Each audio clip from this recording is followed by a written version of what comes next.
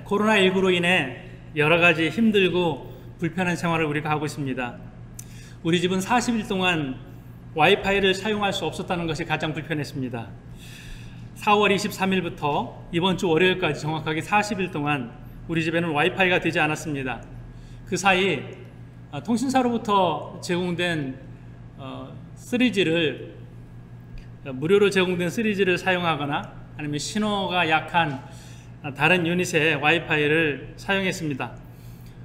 락다운 때문에 어느 테크니션도 콘도에 들어올 수가 없었고, 특히 저희가 살고 있는 콘도에 확진자가 발생했기 때문에 더 엄격하게 외부인을 통제했습니다.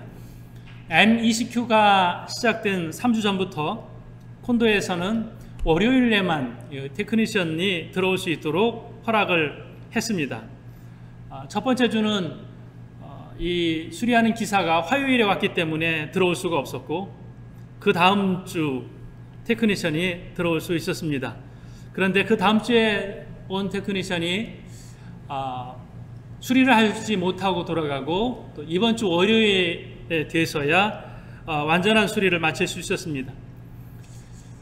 2주 전에 온 수리기사가 아침 일찍부터 와서 하루 종일 수리를 했지만 수리를 하지 못했습니다. 시간을 계산해 보니 6시간이었습니다. 수리를 하는 동안 3번의 모뎀을 교체했고, 또 함께 온 사람에게 사무실에 가서 새로운 모뎀을 가져오도록 했습니다. 라인을 점검하느라고 아래층을 여러 번 왔다 갔다 하고, 또 그 사이에 점심도 먹고, 이렇게 오후 늦게까지 수리를 시도했지만 결국 포기하고 돌아갔습니다. 분명히 저에게 얘기할 때는 돌아가서 다른 사무실에 다른 수리기사 잘하는 사람을 보내주겠다고 했는데 피드백도 없었고, 제가 문자를 했을 때 답도 없었고, 어쩔 수 없이 저는 따로 통신사 홈페이지에 재신청을 해서 이번 주 월요일에 새로운 기사가 왔습니다. 새로운 기사가 와서는 채 1시간도 되지 않아서 수리를 마쳤습니다. 모뎀도 교체하지 않았고, 또 한 번 점검하고 아래층에 내려가서 수리한 다음에 완벽한 수리를 마치게 되었습니다. 30분에서 채 1시간도 되지 않은 이 짧은 시간에 수리를 마쳐서 한편으로는 그동안에 답답했던 것이 생각이 나기도 했고, 또 한편으로는 너무 감사하기도 했습니다. 락다운 기간에 인터넷이 잘 된다는 것이 얼마나 우리에게 큰 축복인가 생각하게 됐습니다. 제가 나름대로 이렇게 정의했습니다. 전에 왔던 기사는 아마추어였고, 나중에 온 기사는 프로페셔널이었습니다. 프로페셔널이 무엇이냐? 프로페셔널은 어디에 문제가 있는지 아는 사람이고, 어떻게 고쳐야 되는지를 아는 사람, 이 사람이 프로페셔널입니다. 우리 인생에도 수많은 문제들, 수많은 어려움들이 있습니다. 도저히 해결되지 않을 것 같은 막막한 문제들이 있습니다. 이 우리 인생의 문제를 맡길 수 있는 프로페셔널이 누구입니까? 하나님이십니다. 하나님은 우리 인생의 프로페셔널이다. 어디가 부족한지, 어디가 문제인지, 어디가 아픈지 정확하게 아시는 분이십니다. 그리고 그 아시는 그 문제를 어떻게 풀어야 되는지, 어떻게 해결해야 되는지 정확하게 잘 아시는 우리 인생의 프로페셔널이 하나님이시다. 이것을 이 와이파이 문제를 통해서 제가 또 생각을 해보게 됐습니다. 우리는 그런데 인생에서 문제가 발생했을 때 내 인생의 전문가를 찾지 않고 또 아마추어를 찾을 때가 많이 있습니다.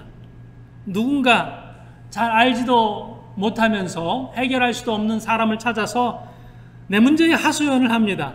문제를 꺼내놓으면 정확하게 해결이 되었다, 이렇게 시원함을 얻기보다는 더 문제가 꼬여지는 것 같고 더 힘든 그러한 상황을 맞을 때가 많이 있습니다. 사람을 찾으면 찾을수록 답도 모르고 문제도 모릅니다. 어떤 때는 전문가라고 하는 상담가든지 의사를 만나도 진정한 전문가가 아닌 것 같은 생각이 들 때도 있습니다. 우리는 이렇게 선언할 수 있습니다. 내 인생의 전문가, 우리 인생의 진정한 문제 해결자는 하나님이시다. 하나님께 맡기자. 이렇게 선언하면서 이 락다운 기간에 더더욱 하나님께 의지하는 저와 여러분이 되시기를 바랍니다. 오늘 이 말씀은 창조시의 인간의 의미를 살펴보고자 합니다. 사람을 만드시던 날 그때 인간 창조의 의미가 무엇인지 함께 생각해 보고자 합니다. 첫 번째로 하나님께서 사람을 만드시던 날 걸작품으로서의 존재, 이것을 우리가 생각해 볼 수 있습니다. 오늘 말씀을 통해서 우리 인간이 하나님께서 만드신 작품이다 라고 하는 것입니다. 누가 만들었느냐에 따라서 그 가치가 결정됩니다. 레오나르도 다빈치가 그린 살바토르 문디라는 그림이 있습니다. 세계에서 가장 비싸게 팔린 그림입니다. 물론 모나리자와 같은 값을 정할 수 없는 그림도 있지만 경매 시장에 나와서 이렇게 팔린 그림은 이것이 가장 비싼 그림입니다. 르네상스 시대에 예수님을 그린 그림, 2017년 이 그림값이 무려 5천억에 경매되었습니다. 원래는 이 그림이 사람이 다빈치가 그린 그림이 아니다라고 했습니다. 그래서 60년 전에는 이 그림 값이 $60였습니다. 우리 돈으로 7만 원 정도. 근데 나중에 이것이 다빈치의 진품이 맞다라고 알려지면서 7만 원짜리가 5천억이 됐습니다. 제자의 작품이면 그냥 버려질 수 있는 그림인데 다빈치의 작품이 맞다고 해서 천문학적인 가치로 바뀐 것입니다. 작품의 가치는 누가 그렸느냐입니다. 어떤 물감을 썼느냐, 얼마만큼의 크기냐, 이것이 작품의 가치를 결정하지 않고 누가 그렸느냐, 어떤 프로페셔널이 이 그림에 붓을 댔느냐, 이것이 그 작품의 가치를 결정하게 되는 것이죠. 우리는 하나님께서 나를 만드셨다, 이것이 우리 인생의 가치입니다. 내 가치, 내 존재의 가치, 내 인생의 가치는 붓을 든 분이 하나님이시다. 내가 우연히 태어난 것도 아니고 가치없게 이 세상에 버려진 존재도 아닌 천지를 창조하신 하나님께서 나에게 손을 대셨기 때문에 내 가치는 그 어떤 가치와도 견딜 수 없는 아주 고귀한 존재다. 이것이 우리 스스로를 결정할 수 있는 가장 중요한 요소가 되는 것입니다. 우리가 우리 스스로를 결정할 때 환경 혹은 우리가 가지고 있는 것에 따라서 우리 가치를 결정할 때도 있습니다. 내가 뭔가 가지고 있는 것이 없으면 나는 가치 없어라고 생각하게 되는 것이죠. 내가 배운 것이 부족해, 혹은 내가 가난해, 나는 소유가 부족해, 나는 미래에 대해서 준비한 것이 부족해, 보험도 없어, 노후 대책도 없어, 나는 집도 작은 집이야. 이런 환경적인 요인에 따라서 다른 사람과 비교를 하면서 내 가치를 자꾸만 이렇게 떨어뜨리는 그런 행동을 할 때가 많이 있습니다. 근데 하나님께서는 이것을 기뻐하지 않으십니다. 지금 내가 어떠한 형편에 있든지 너는 내가 만든 최고의 걸작이다. 너는 이 땅에서 그 어떤 것과 비교할 수 없는 존재다. 여러분, 유명한 화가의 그림은 이미테이션도 많이 있지만 그 하나의 그림은 비교할 수 있는 게 아니에요. 이것이 비싼 값의 경매 시장에 나온 것은 세상에 없는 딱 하나밖에 없는 유일한 존재라는 거예요. 누가 만들어내는 중요하고 또 희소성도 중요합니다. 나는 어떤 존재냐? 나는 하나님이 만드시기도 했고 세상에 없는 유일한 존재다. 이것이 우리의 가치를 결정하게 되는 것입니다. 나는 하나님의 걸작품이다. 구체적으로 생각해 볼 수 있는 것은요, 오늘 1장 26절을 통해서 알 수 있는데요, 삼위일체 하나님의 작품이다. 나는 하나님의 작품인데 그 하나님이 삼위일체 하나님으로 여기서 정의가 됩니다. 창세기 1장 26절을 보면요, 하나님이 이르시되 우리의 형상을 따라 우리의 모양대로 우리가 사람을 만들고, 하나님을 여기서 우리라는 단어를 사용해서 표현을 하십니다. 우리, 이것은 삼위일체 하나님을 표현하는 것인데, 성부, 성자, 성령, 삼위일체 하나님께서 우리를 만드실 때 함께 계셨다는 것이죠. 세상을 창조하신 하나님, 우리를 위해 이 땅에 오셔서 우리를 위해서 십자가를 지신 예수님, 또 우리 안에 계시면서 우리를 돌보시고 우리를 지도하시는 성령님, 이 세 분 삼위일체 하나님께서 창조 현장에 계셨다는 것입니다. 인간 창조의 사역에 이 세 분이 함께 계셨습니다. 성부, 성자, 성령 삼위일체 하나님의 공동작품인 나인 것을 볼 때에 내 가치가 더 새롭고 더 놀랍게 그렇게 생각이 듭니다. 또 하나는 우리가 하나님의 걸작품인 이유는요, 하나님의 감탄이 있었다는 것입니다. 창세기 1장 31절에 보면요, 하나님이 지으신 그 모든 것을 보시기에 심히 좋았더라. 저녁이 되고 아침이 되니 이는 여섯째 날이니라. 하나님께서 하나하나 감탄을 하시지만 인간을 만드시던 날 여섯째 날에 특별히 말씀을 하셨습니다. 심히 좋았다. 보시기에 좋았다. 보시기에 심히 좋았더라. 이렇게 하나님께서 기뻐하셨는데요, 이 말은 아름답게 보셨다 혹은 좋게 보셨다 이 말입니다. 여기에 기독교적인 이런 긍정적인 요소들을 생각을 해볼 수 있는데요, 원래 있던 것보다 더 좋게, 좋은 시각으로 하나님께서 인간을 보셨다라고 하는 것입니다. 똑같은 상황도 우리가 어떤 시각을 가지고 보느냐에 따라서 다를 수 있는데요, 하나님께서 우리를 보시는 시각도 원래 우리가 가지고 있는 그 가치보다 더 좋게 보아주시는 것입니다. 이것이 기독교적인 시각인데요, 우리가 세상을 볼 때 혹은 이웃을 볼 때, 가족을 볼 때에도 마찬가지입니다. 하나님께서는 우리가 그런 상황들을 이렇게 분석을 하는 것을 별로 기뻐하지 않으실 것 같아요. 있는 그대로 보는 것도 좋지만 있는 그대로의 모습보다 더 좋게 보아주는 것입니다. 그래서 우리가 이런 시각을 가지고 생활하면 좋겠습니다. 좋다라는 표현을 많이 해주는 것이죠. 예를 들면은 또 가정 안에서 요리를 했습니다. 이거 어때? 라고 물으면 좋아 라고 표현하는데, 거기에 영혼을 담지 않은 형식적인 말을 하지 않고 조금 더 좋게 표현을 하는 것이, 정말 이거 당신 했냐고, 이거 정말 맛있다고 표현을 하고 감탄을 해주는 것이죠. 물론 백종원보다 더 나아 이렇게 너무 과장을 세게 하면 상대방이 이게 못 받아들이는 칭찬이 될 수 있겠지만은, 제가 이 말씀을 준비하면서 어느 정도 감탄을 하면 좋을까 생각을 해보니까 한 2배 정도 감탄을 하면 좋을 것 같습니다. 오늘 정말 맛있다고, 누군가가 옷을 입고 이 옷 어때? 혹은 또 자기의 어떤 작품을 만들고서 이게 어떠냐고 우리는 이제 묻는 사람의 의도를 생각해 볼 수 있습니다. 칭찬받고 싶어서 묻는 것이죠. 분석해달라고 묻는 것은 아닐 것입니다.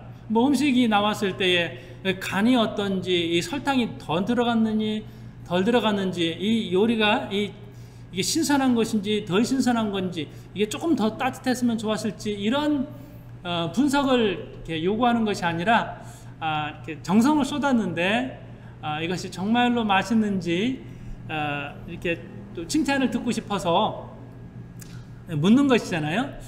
우리가 자녀들이 공부를 한 것, 또 요리를 한 것, 어떤 사람이 무엇을 했든지 우리는 하나님께서 나를 보아주시는 그 시각을 가지고 또 우리가 보는 그러한 것이 필요하다라고 생각해 볼 수 있습니다.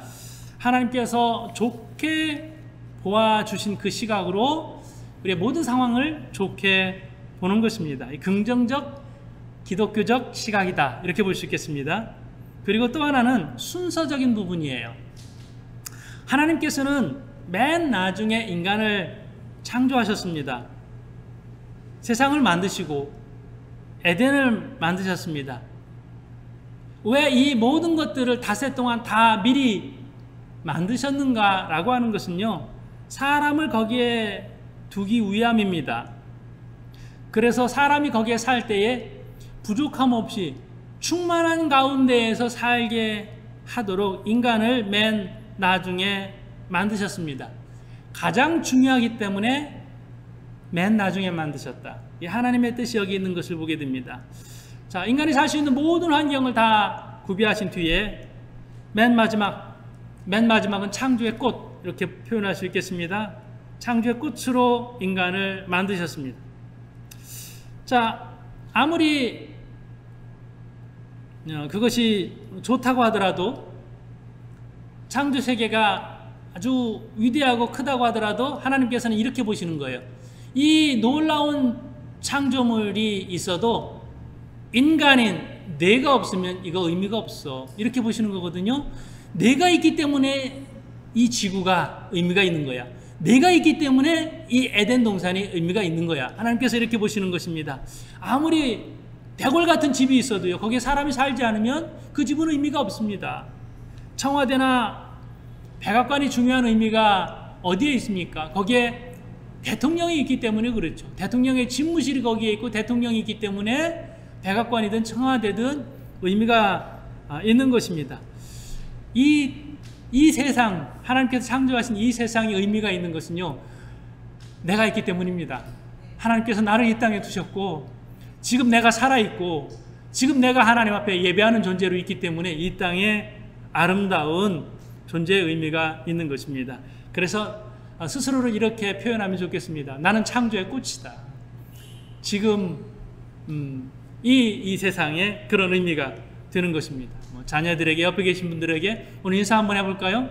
당신은 창조의 꽃입니다. 네, 삼위일체 하나님의 걸작품, 또 하나님의 감탄이 있었으며 창조의 꽃으로 맨 나중에 창조한 존재, 바로 나인 것을 꼭 기억하시기 바랍니다. 아담이라는 말, 인간이라는 말, 이게 원래는 흙이에요. 흙덩이에요. 그 재질로 보면 그렇게 탁월하지는 않습니다. 어떻게 보면 어디에나 있는 그런 흙일 수 있는데, 하나님께서 아담을 부르시면서 흙덩이를 보시면서 너는 창조의 꽃이다, 너는 참 좋은 존재다, 멋있다, 이렇게 말씀하신 하나님의 말씀의 의미를 소중히 보시는, 그리고 자신의 가치를 높일 수 있는 저와 여러분이 되시기를 바랍니다. 두 번째, 우리가 이 인간 창조의 의미를 생각해 볼 때에 우리가 사귐의 존재인 것을 잊지 말아야 하겠습니다. 하나님께서 왜 만드셨습니까? 하나님과 사귀게 하기 위함입니다. 아담을 만드시고 아담을 부르셨습니다. 나랑 이야기하자라는 것입니다. 이 사귐의 대상, 이게 얼마나 귀하고 복된지 모릅니다. 하나님은 하나님과 영원히 교제하고 또 하나님의 축복을 나눌 축복의 파트너로 삼기 위해서 우리를 만드셨다라고 하는 것입니다. 우리도 좋은 소식을 내가 들었을 때, 우리 집안에 좋은 일이 있을 때 누군가에게 전달하고 싶잖아요. 물론 어떤 사람은 SNS에 올려서 사람들에게 여러분 나에게 이런 좋은 일이 있습니다 이렇게 알리기도 하지만, 전화로라든지 톡으로라든지 메시지라든지 제일 먼저 알리고 싶은 사람이 있습니다. 나에게 이렇게 좋은 일이 있었어요. 그러면 상대방은 어떻게 반응합니까? 내 일인 것처럼 박수 쳐주고 뛸 듯이 기뻐해 주잖아요. 와, 너무 좋다, 너무 잘 됐다 라는 것이죠. 하나님께서 이 파트너로 삼기 위해서 인간을 창조하셨습니다. 그러면 오늘 우리는 하나님의 기쁜 소식을 함께 나누는 그러한 존재가 되어야 한다라고 하는 것입니다. 우리의 형상을 따라 만들자. 하나님께서 하나님의 형상을 우리 안에 두셨습니다. 우리가 영적인 존재입니다. 그래서 우리가 영으로서 하나님과 교통하면서 하나님께 우리의 상황을 말씀드리고 우리의 어려움을 말씀드리고 또 하나님 나라가 확장되는 것을 내가 기뻐해주고, 누가 전도하고 누가 예수 믿게 되었다는 것 내가 너무 기뻐해주고, 또 어떤 크리스찬이 하나님의 영광을 드높였을 때에 또 어떤 그리스도인이 잘 되었을 때에 내가 내 일인 것처럼 기뻐해주고, 하나님은 얼마나 기쁘시에요? 하나님 얼마나 기쁘세요? 나도 이렇게 기쁜데 하나님 얼마나 기쁘세요? 또 하나님께서 나 이렇게 참 기쁘다. 예, 저도 기뻐요, 하나님. 이런 영적인 사귐과 교통을 나누는 이 존재가 얼마나 아름답고 귀한 존재인지 모릅니다. 이것을 하기 위하여서 우리가 창조되었다. 출애굽기에 보면요, 아론과 그의 백성이 송아지를 만들어 놓고 금으로 송아지를 만들어 놓고 이게 하나님이다 라고 했었습니다. 그런데 하나님께서 얼마나 크게 진노하셨는지 모릅니다. 하나님의 형상은 어떤 짐승으로, 어떤 금이나 은으로 대치될 수 있는 게 아니거든요. 근데 그렇게 만들어 놓고 이게 하나님이다라고 했을 때에 너무 하나님께서 크게 진노하셨던 장면이 있습니다. 우리도 마찬가지입니다. 우리도 어떤 것으로 대체할 수 있는 그런 존재가 아닙니다. 자, 하나님의 형상을 물건으로 만들 수 없는 것처럼 하나님의 형상인 우리도 그 어떤 것으로 바꿀 수 있는 존재가 아닙니다. 그래서 늘 그렇게 기억할 수 있었으면 좋겠습니다. 내가 이 땅에 있는 것은 하나님의 형상으로 만들어졌고 하나님의 형상이기 때문에 하나님과 사귀고 하나님과 교통하는 존재이다. 그럼 어떻게 해야 되겠습니까? 하나님과 교통하는 시간을 많이 가져야 되겠죠. 그게 창조의 목적입니다. 마태복음 7장 6절의 말씀을 보면요, 거룩한 것을 개에게 주지 말며 너희 진주를 돼지 앞에 던지지 말라.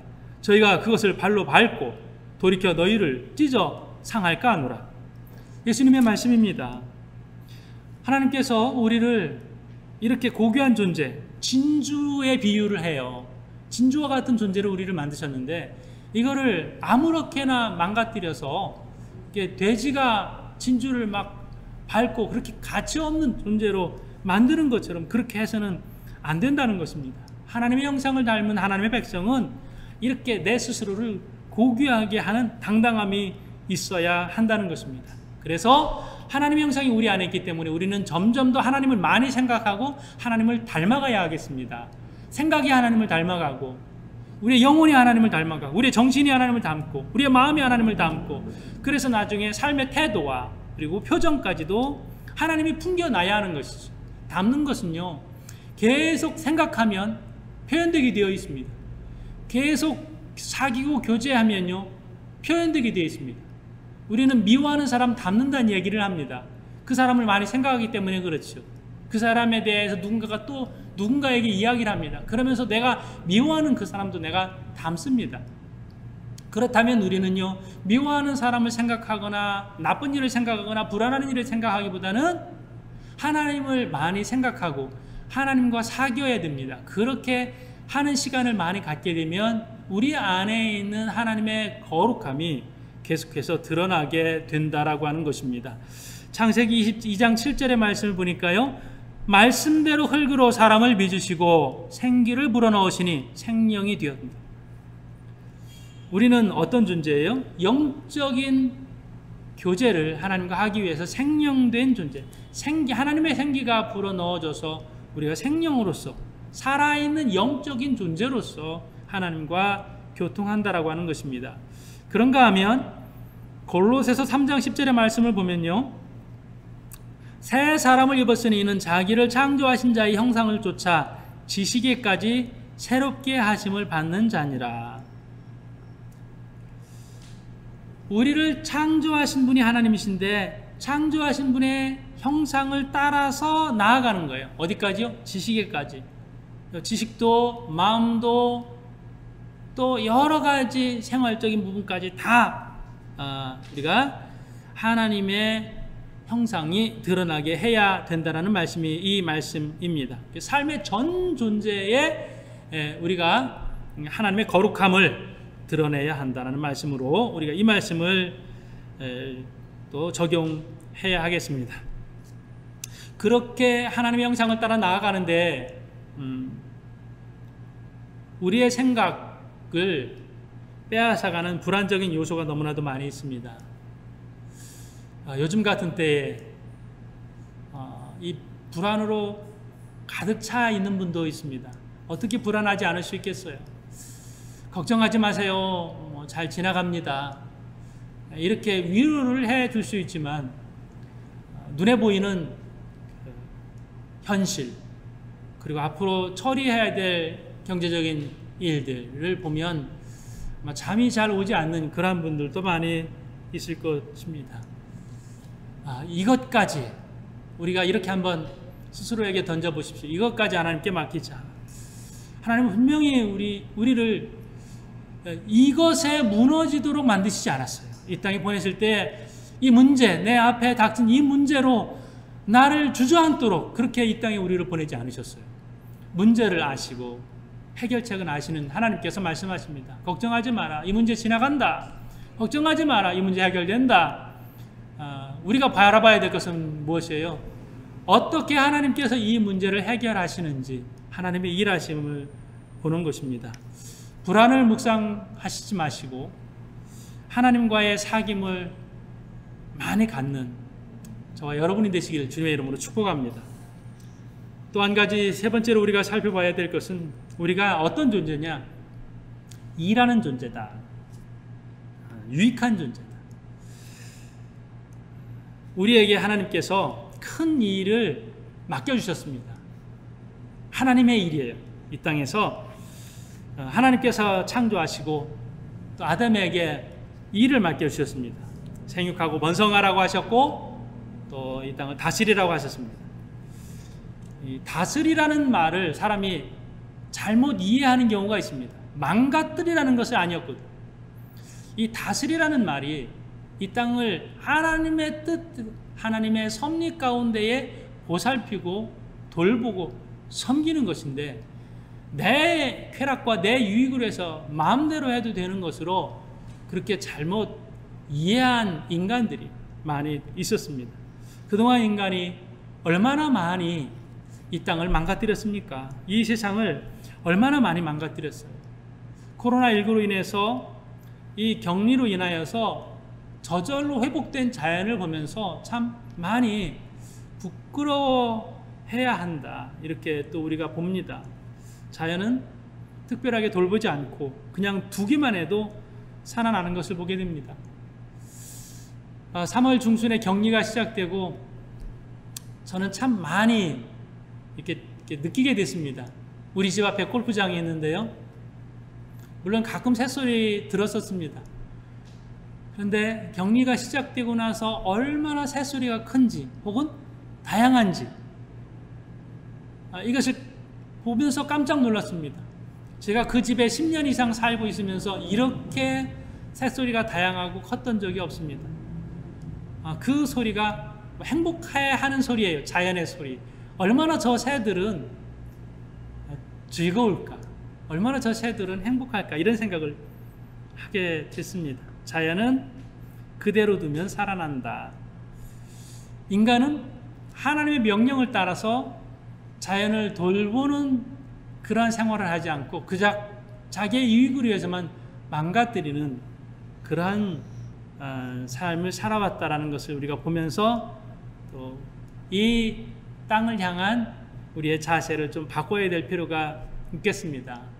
우리 생활 하나하나 또 우리의 기도 제목 하나하나 하나님 이제 인간이 이 땅을 망가뜨리는데 그렇게 살아가지 않고 또 망가진 이 세상을 회복하게 하는 데에 큰 역할을 감당해야 하겠습니다. 이것을 각자가 노력하고 또 우리가 기도하는 기도의 제목으로도 삼아야 할 줄로 믿습니다. 하나님의 거룩성이 우리 안에 있습니다. 하나님께서 나를 너무나도 소중한 존재로 만드셨습니다. 기도하시면서 하나님, 제가 하나님의 영광을 위해서 어떻게 살아가야 하겠습니까?